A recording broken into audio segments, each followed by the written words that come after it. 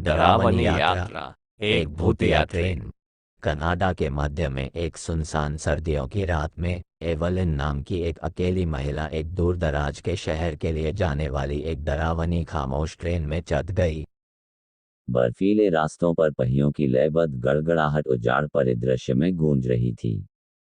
जैसे ही ट्रेन बर्फीले जंगल में आगे बढ़ी, एवलिन इस बेचैनी से उबर नहीं पाई कि वह अपने डिब्बे में अकेली नहीं थी। मंद रोशनी वाली गाड़ियां लंबी डरावनी छायाएं डाल रही थीं जो ठंड से ढकी खिड़कियों पर नृत्य कर रही थीं। जब एवलिन ने बाहर के अंधेरे में झांका तो उसकी सांसों से कांच धुंधला हो गया। केबिन में एक अप्राकृतिक ठंडक फैल गई जिससे वह अनायास ही कांपने लगी। उसने अपने कोट को कसकर पकड़ लिया और उस ठंड से बचने की कोशिश करने लगी जो किसी अदृश्य उपस्थिति से आ रही थी। जैसे ही ट्रेन बर्फीले विस्तार से गुजरी, एवलिन के डिब्बे के बाहर गलियारे में अजीब फुसफुसाहट गूंज उठी।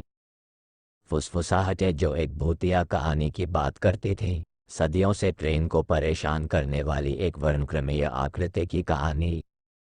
किंवदंती में एक महिला की बात की गई थी जिसे इसी मार्ग पर दुखद भाग्य का सामना करना पड़ा था, जिसे अपनी खोई हुई आत्मा की तलाश में जमे हुए रास्तों पर भटकने की निंदा की गई थी।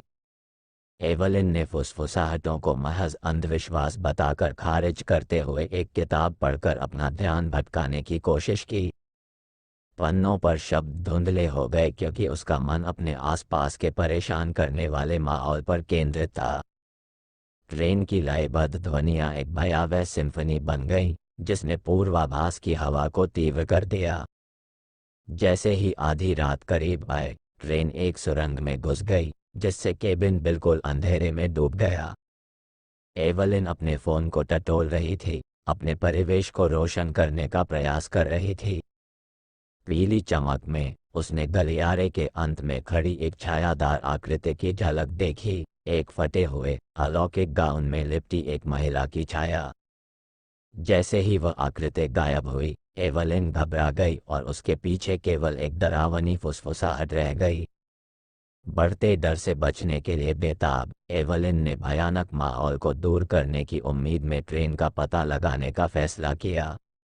वह जिस भी डिब्बे में दाखिल हुई वह पिछले डिब्बे से अधिक ठंडा लग रहा था और फुसफुसाहटें और अधिक तीव्र हो गईं।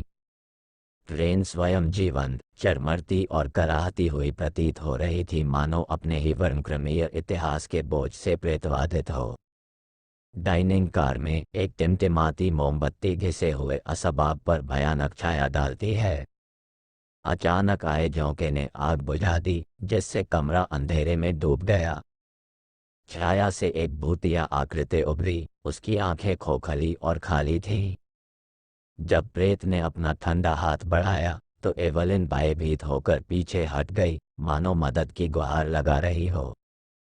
प्रेत की पकड़ से भागने में असमर्थ, एवलिन एक दुस्वप्न के दायरे में आ गई थी जहां समय स्थिर लग रहा था। ट्रेन एक वर्णक्रमीय जहाज में तब्दील हो गई जो जीवित और मृत लोगों के बीच एक दायरे से गुजर रही थी। भूतिया महिला की दुखद कहानी सामने आई, विश्वासघात, खोया हुआ प्यार और बर्फीले रसातल के माध्यम से एक अंतहीन यात्रा की कहानी। जैसे ही एवलिन ने भूत की पीड़ा देखी, उसे एहसास हुआ उसका भी यही भाग्य होना तय था। वर्णक्रमीय ट्रेन एक अलौकिक गंतव्य की ओर तेजी से बढ़ी जहां जीवित और मृत के बीच की सीमाएं जमी हुई वीरानी के अंतहीन विस्तार में धुंधली हो गईं। श्राप को तोड़ने के एक हताश प्रयास में एवलिन ने भूतिया महिला का सामना किया। जैसे जैसे ट्रेन अनिश्चित भाग्य की ओर बढ़ती गई, हवा ठंडी होती गई।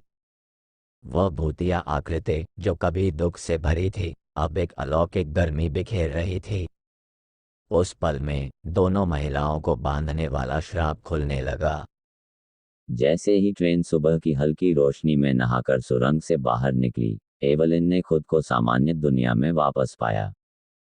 फुसफुसाहटें फीकी पड़ गईं और वर्णक्रमीय आकृति गायब हो गई और अपने पीछे बंद होने का एहसास छोड़ गई। एक समय की प्रेतवाधित ट्रेन ने कनाडाई जंगल के माध्यम से अपनी यात्रा जारी रखी। उस भूतिया महिला की कहानी अब सुबह की ठंडी हवा में दूर तक गूंज रही है, एवलिन, जो अपने अलौकिक अनुभव से हमेशा के लिए बदल गई, जीवन की नाजुकता की नई सराहना के साथ ट्रेन से उतर गई। भूतिया महिला की कथा जीवित रहेगी। कनाडा के बर्फीले परिदृश्यों में रची गई एक भयावह कहानी, एक चेतावनीपूर्ण अनुस्मारक कि कुछ आत्माओं को कभी आराम नहीं मिलता। देखने के लिए धन्यवाद। लाइक, शेयर, सब्सक्राइब और नीचे कमेंट करें।